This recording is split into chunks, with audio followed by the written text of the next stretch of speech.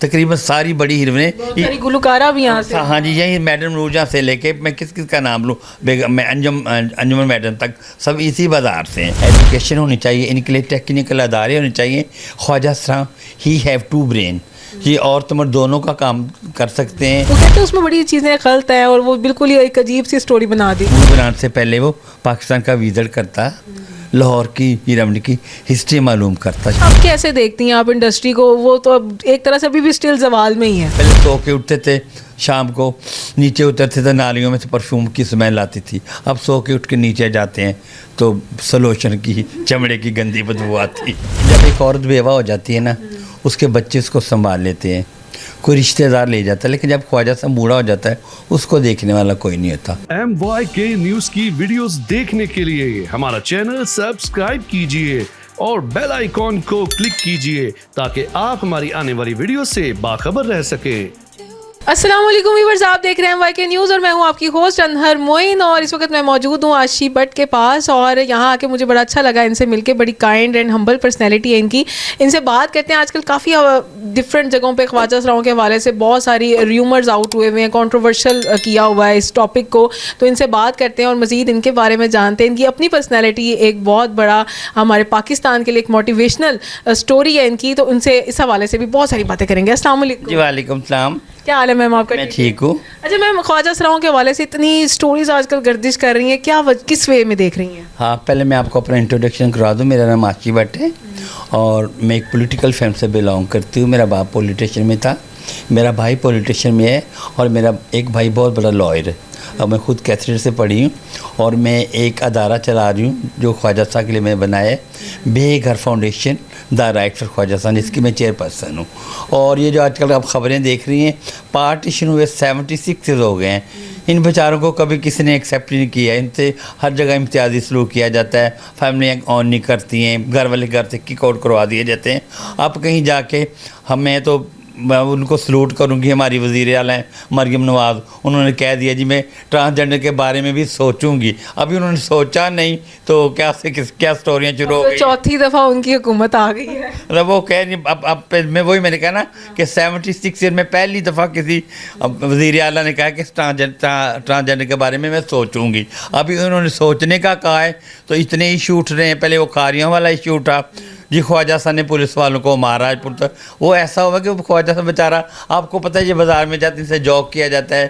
اب وہ یہ ہمارا جو سوسائٹی ہے، جو معاشرے کو ایکسیپٹ نہیں کرتا ہے، لوگ آن ہی نہیں کرتے ہیں، ان کو جوک کرتے ہیں. وہ راستے میں جا رہا تھا، اس نے بدتمیزی کی. اس نے ظاہر ہے اس کو ڈنڈا تو مار دینا، اس نے اس کو گالی دی اور پولیس والے نے بھی آگے سے اس کو گالی دی. وہ گالی گلوچ ہوگی، پولیس والے نے اس کے منہ پہ تھپڑ مار دیا اور آگے سے خواجہ صاحب نے بھی اس کے منہ پہ تھپڑ مار دیا. اور اس کے بعد یہ کیا آپ کو پتہ ہے، آپ سب نے دیکھا ہے کہ انہوں نے 2 ڈالے منگوائے جی. انہوں نے نوری نت پکڑنا تھا، انہوں نے بہت بڑا کہتے ہیں گینگ پکڑنا تھا، اس کو پکڑے بیچارے کو تھانے لے کے اس کو خوب مارا. تو پھر ظاہر ہے اپنی کمیونٹی کے لیے ہر بندہ لڑتا ہے. کیا خواجہ صاحب کو حق نہیں ہے؟ بس وہ سمجھتے ہیں نا کہ ان کے آگے پیچھے کوئی بھی نہیں ہے اور جس کو مرضی جیسے مرضی ٹونٹ کر دیں اور جیسے مرضی ان کے ساتھ سلوک کر دیں، اور ان کو جینے کا حق ہے. اب ایک اور میں واقعہ دیکھ رہی ہوں، کوئی رؤوف حسن ہے PTI کے اسلام آباد میں جی، مارا ان کو کسی ایجنسی نے. میں دعوے سے کہہ سکتی ہوں، آپ وہ ویڈیو دیکھیں، میں نے وہ ویڈیو بار بار چلا کے دیکھی ہے. جو خواجہ صاحب ان کو مارے ہیں وہ خواجہ صاحب نہیں ہیں.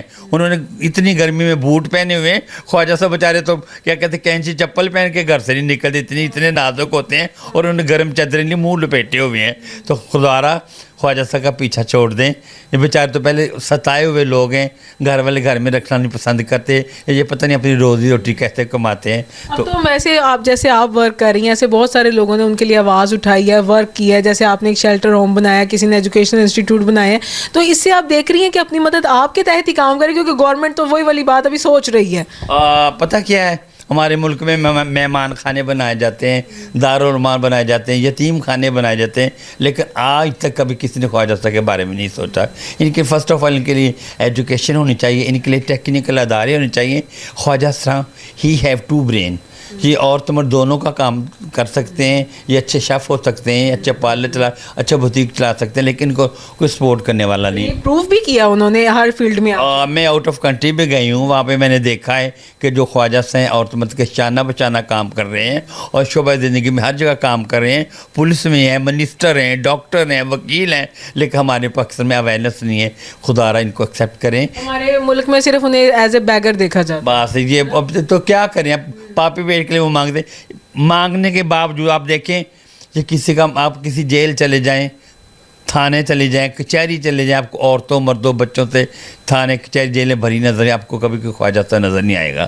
یہ کسی کا مرڈر نہیں کرتے ہیں, پٹرول پمپ نہیں لوٹتے ہیں, بسیں نہیں جلاتے ہیں, ادھر کا مال ادھر نہیں کرتے ہیں.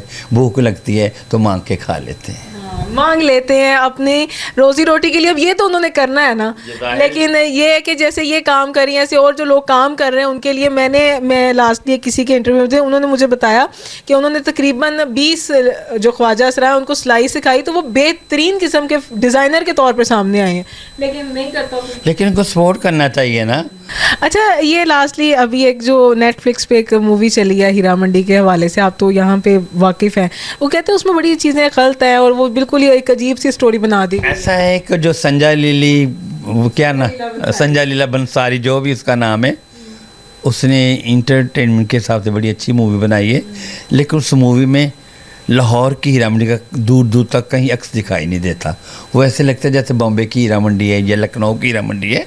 تو اس بندے کو ٹھیک ہے, اس نے مووی بنائی ہے, مووی بنانے سے پہلے وہ پاکستان کا وزٹ کرتا, لاہور کی ہیرا منڈی کی ہسٹری معلوم کرتا. شاید اس کو نہیں پتا کہ ٹکسالی, لاہور کے 12 گیٹ ہیں, اس کو ٹکسالی گیٹ کہتے ہیں. سب سے پہلے یہاں پہ سکے بنتے اس کو ٹکسال کہتے تھے, اور اس وجہ سے اس کا نام ٹکسالی گیٹ پڑ گیا تھا. لاہور کی ہیرا منڈی سب سے پہلے نولکھا بازار, جہاں پہ ابلنڈا بازار وہاں پہ تھی, وہاں سے ہیرا منڈی دھوبی منڈی پرانی انارکلی آ گئی, وہاں سے ہیرا منڈی اندرون لوہاری آ گئی. پھر مغلیہ دور میں جب مہاراجہ رنجیت سنگھ کی حکومت آئی ہے اور ان کا ایک دیوان خاص تھا ہیرا سنگھ, وہ ہیرا منڈی بیچاری کو اٹھا کے لوہاری سے یہ بادشاہ مسجد کے پہلو میں لے آیا. اس سے پہلے اس کا نام شاہی محلہ تھا, آپ کو پتہ ہے شاہی قلعہ ہے, دربارہ دے رہی ہے, کبھی اندر آپ جائے, اس کے نام پہ یہ ہیرا منڈی بن گئی. ہیرا منڈی اس میں بڑے ہیرے تراشے ہیں. یہ ایک ٹیکنیکل ادارہ تھا, یہاں پہ ڈانس سکھایا جاتا تھا. یہ ایک آرٹ کا محلہ تھا, یہاں پہ گانا سکھایا جاتا تھا. ہمارے ملک کی ہر بڑی ہیروئن اسی بازار سے گئی ہے. اب میں کس کس کا نام لوں, تقریباً ساری بڑی ہیروئنیں, گلوکارہ بھی یہاں سے. ہاں جی, یہی میڈم نورجہاں سے لے کے میں کس کا نام لوں, میں انجمن میڈم تک, سب اسی بازار سے ہیں. اچھا, اب کیسے دیکھتی ہیں آپ انڈسٹری کو؟ وہ تو اب ایک طرح سے ابھی بھی اسٹل زوال میں ہی ہے, تو آپ کے خیال میں یہ ایک آرٹ اکیڈمی بنی ہوئی تھی, اب اس طرح سے نہ کوئی آرٹ اکیڈمی ہے نہ کوئی لوگ ہیں, تو کیا دیکھتی ہیں؟